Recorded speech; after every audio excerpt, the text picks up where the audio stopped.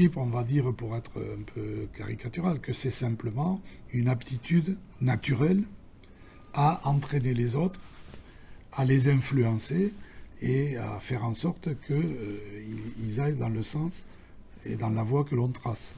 Donc un leader sans suiveur, il n'est pas leader, il est leader de rien du tout. Voilà. Quand le Christ traversait le désert, il était leader charismatique, certes, mais tout seul.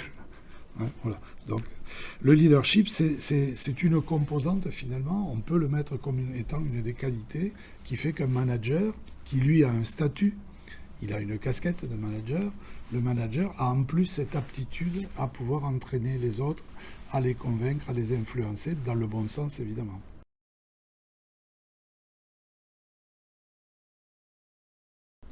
Alors, les styles de management, à partir de là, ça fait très longtemps qu'on travaille sur ces sujets, et il n'y a pas évidemment de bon style de management.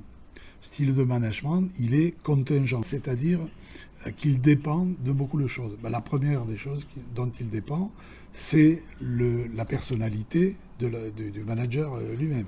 Sa personnalité, ses caractéristiques, son historique, sa formation, c'est très important souvent la formation, sa culture au sens plus large, qui font qu'il aura des appétences pour tel ou tel volet du management. Il sera plus enclin à avoir des approches très scientifiques, très rationnelles, etc., ou des approches plus humaines, plus relationnelles. Bon, voilà.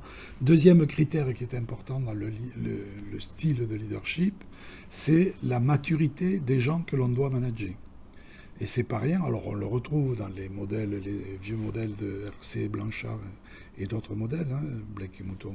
La maturité, ça veut dire qu'on ne va pas manager des gens qui ont une capacité d'autonomie, de responsabilisation, des ingénieurs de recherche au CNRS, etc., comme on va manager des gens dans le bâtiment ou sur des chaînes de production qui sont eux-mêmes déjà largement conditionnés par l'organisation du travail, qui fait qu'ils n'ont pas beaucoup de marge de manœuvre.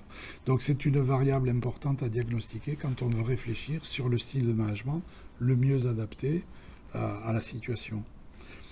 Un troisième point qui me paraît important, qui n'est pas toujours évoqué, c'est le contexte, et en particulier dès que le contexte devient complexe et turbulent. Voilà. Quand le complexe est turbulent, ça dépend des secteurs d'activité, effectivement, mais il est clair que s'il y a un incendie, on ne fait pas un colloque pour décider des 36 façons de prendre la lance incendie. On éteint le feu et ensuite, éventuellement, on débriefe, on fait un retour d'expérience, etc. Et donc, ce contexte, par sa complexité souvent, aujourd'hui c'est ce qu'on vit, hein, voilà, ou par les turbulences et les impacts d'une crise, vont faire que le style de management va devoir s'adapter de façon parfois radicale. Voilà. J'en reparlerai tout à l'heure à propos de l'impact des crises, justement peut-être sur l'organisation. Voilà. Donc, le dernier point, mais qui est l'enveloppe de tout ça, c'est la culture de l'entreprise. Vous avez des modes de reproduction sociale dans l'entreprise qui font que si le patron vient de telle ou telle école, on voit bien qu'il y a des reproductions. On retrouve les collègues, pas de promotion, mais d'autres promotions de la même école. Et il y a une culture qui est calquée sur le modèle dominant. Voilà. Et puis il y a d'autres entreprises qui sont plus multiculturelles au sens culture d'entreprise et pas simplement culture de pays. Voilà quelques points de repère sur cette notion de style de management. Donc pensez à la contingence. Le manager, c'est un statut, il a une casquette, un manager. Le leadership, le leader, ça peut être quelqu'un qui n'a aucune autorité officielle, mais qui a une autorité très naturelle, qui va entraîner les autres.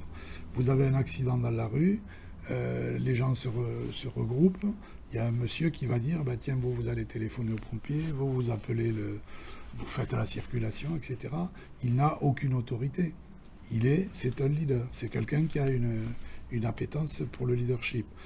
Il y en a un autre qui va dire attendez, moi je suis médecin, il annonce son statut, donc je suis médecin, écoutez-moi, j'ai autorité sur vous pour dire ce qu'il faut faire. Voilà la différence entre les deux.